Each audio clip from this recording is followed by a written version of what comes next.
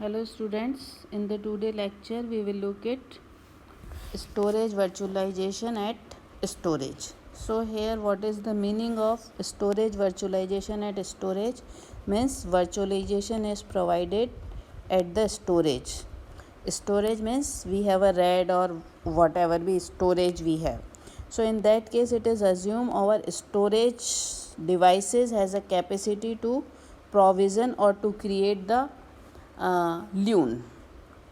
So our storage has embedded with the has a embedded system which has capability to provision or which has capability to create a LUN itself. So in that we will look at what is virtual provisioning. So virtual provisioning means क्या है कि हम जितने resources basically हम जब भी कोई computer system बनाते हैं तो हमें अपने रिसोर्सेज को प्रोविज़न करना पड़ता है. लाइक हम बोलते हैं कि हमें इतनी सीपीयू कैपेसिटी चाहिए, इतनी हमें मेमोरी चाहिए और इतनी हमें स्टोरेज चाहिए. अब वर्चुअल प्रोविजनिंग एट स्टोरेज हम पढ़ रहे हैं तो यहाँ पर क्या है, ये सब हम प्रोविज़न करते हैं.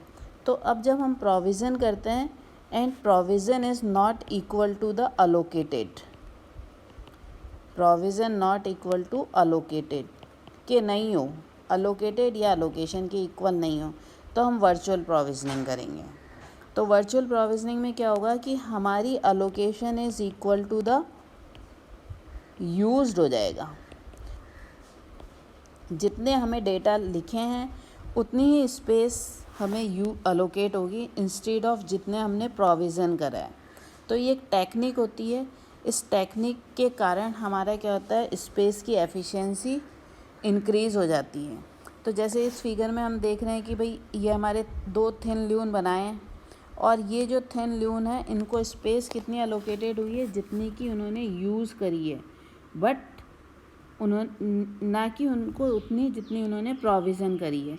बट हमारे ओएस को या हमारे कंप्यूटर सिस्टम को तो ऐसा ही दिखेगा कि उसको उतनी स्पेस अलोकेट हुई है जितनी कि उसने प्रोविज़न करी है. तो एक तरह से ये एब्स्ट्रैक्शन होता है यूजिंग और एक टेक्निक होती है. इसके द्वारा हमारे ओएस को ऐसा लगता है कि उसको उतनी ही स्पेस अलोकेटेड हुई है जितनी कि उसने प्रोविज़न करी है, जबकि होता उसका रिवर्स है.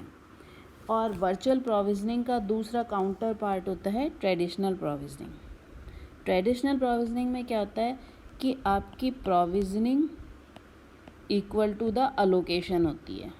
जितनी आपने प्रोविज़न करी है उतनी ही अलोकेटेड हो जाएगी. आप उसे यूज़ करो या ना करो कोई फ़र्क नहीं पड़ता. तो क्या हुआ, स्पेस वेस्ट हो रही है. ठीक है. तो इस फिगर में यही है कि तो आपने 3 ल्यून बनाए और तीनों को उतनी ही स्पेस अलोकेट कर दी जितनी कि आपने प्रोविज़न करी थी, और आपकी चाहे स्पेस वेस्ट हो रही है या नहीं हो रही है. तो that is traditional provisioning and this is called the virtual provisioning. अब virtual provisioning is also called the thin provisioning और this is also called the thick provisioning. तो नुकसान आपको समझ आ ही गया कि नुकसान यही है कि आपकी efficiency of space is reduced in the case of thick provisioning, and in the thin case space of efficiency is increased. Now we will look at the two new terms. First is thin LUN. Thin LUN means क्या है, basically एक capability है, एक ability है जिससे OS को लगता है कि जितनी मैंने स्पेस प्रोविज़न करी थी उतनी ही मुझे अलोकेटेड हो गई है. और इस केस में हमारे OS को तो ऐसे ही लगता है कि उसको ट्रेडिशनल ल्यून जैसी जितनी ही स्पेस मिली है.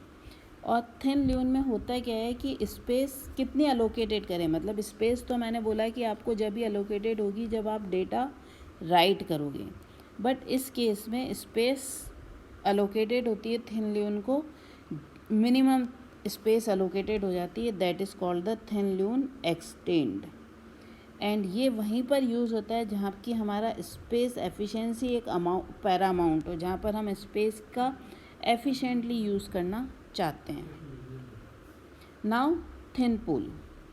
थिन पूल क्या होता है, बेसिकली एक पूल होता है जो कि हम स्टोरेज पर क्रिएट करते हैं और यहाँ पर जो ये थिन पूल है ये इन डायनेमिक नेचर होता है। अगर आप और यहाँ पर स्टोरेज ऐड करोगे तो आपके थिन पूल को भी और स्पेस मिल जाएगी, ठीक है। देन थिन पूल रीबैलेंसिंग, इसका मीन्स क्या है कि अगर आपने और स्पेस अलोकेट करी तो ऐसा नहीं होगा कि ये स्पेस एम्प्टी पड़ी रहेगी। तो इस फिगर में यही बताया कि आपको इनिशियल ये वाली स्पेस थी, अब आपने और स्पेस ऐड कर ली है तो आपका जो ओल्ड डेटा था वो सब पर इक्वली डिवाइड हो जाएगा। That is called the thin pool rebalancing. Now virtual provisioning at compute, मतलब वर्चुअल प्रोविजनिंग हम एट स्टोरेज भी कर सकते हैं और कंप्यूट भी कर सकते हैं।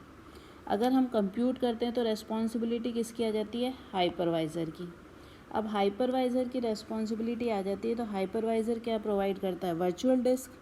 तो इस केस में हमारे वीएम के ओएस को ऐसा लगेगा कि उसको उतनी ही स्पेस अलोकेटेड हुई है जितनी कि उसने प्रोविज़न करी थी, बट चूँकि वर्चुअल है तो ओरिजिनल में उसको स्पेस कम अलोकेटेड होगी जितनी उसने यूज़ करी। तो this is an example of thin provisioning at compute and this is an example of thick provisioning at compute.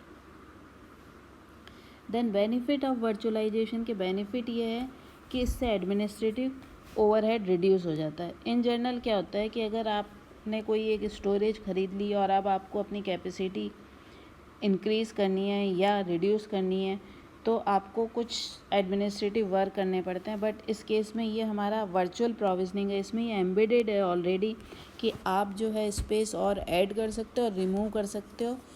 That is why it is say it we say कि it reduce the administrative overhead. Then it improve capacity utilization because due to virtual provisioning we allocate the space जितनी की उसको use करनी है। That is why capacity is utilize. Cost is reduced because of virtual provisioning. We allocate only space equal to the used. तो it means क्या हो गया कि हमें स्टोरेज पावर कम चाहिए, और अगर हमें स्टोरेज पावर कम चाहिए तो मतलब स्टोरेज कम चाहिए तो हमारे को क्या हो गया कि हमें पावर भी कम चाहिए, इलेक्ट्रिसिटी पावर, और हमें स्पेस भी कम चाहिए। So that is why it reduce the cost, reduce down time. क्योंकि बेसिकली क्या होता है कि वर्चुअल प्रोविजनिंग में ये हमारी डायनेमिक नेचर, ये हमारी एप्लीकेशन में या हमारे जो स्टोरेज प्रोविजनिंग की टेक्निक है उसमें एम्बेडेड होती है कि it should be able to tolerance, उसको एप्लीकेशन की परफॉर्मेंस को वहीं पर यूज़ करते हैं जहाँ पर कि हमारी एप्लीकेशन परफॉर्मेंस डिग्रेशन को टॉलरेट कर सकें। तो that is why we are saying कि अगर ऐसा कुछ होता है तो हमें एप्लीकेशन को ऑफ करने की ज़रूरत नहीं है, डाउन करने की ज़रूरत नहीं है, और program will continue work. And जब हम वर्चुअल प्रोविजनिंग कर रहे हैं तो उस केस में हम ये कहते हैं कि जो हमने जितनी भी स्टोरेज एरे ली है सबकी सेम आरबीएम होना चाहिए और सबका सेम साइज होना चाहिए। अगर ऐसा नहीं होगा तो जो मिनिमम, जिस एरे की मिनिमम आरपीएम होगी और जिसका मिनिमम साइज होगी, उन सब का कॉम्बिनेशन मिलके ही हमारे कंप्यूटर सिस्टम यूज़ करेगा। That is why this is best practice. And the other thing is virtual provisioning हम वहीं पर यूज़ करेंगे जहाँ पर कि हमारी एप्लीकेशन टॉलरेट कर सके some variation in a performance. So in the next class we will look at storage tiering. So in the today class we have looked virtual provisioning and what is the benefit of virtual provisioning and what is the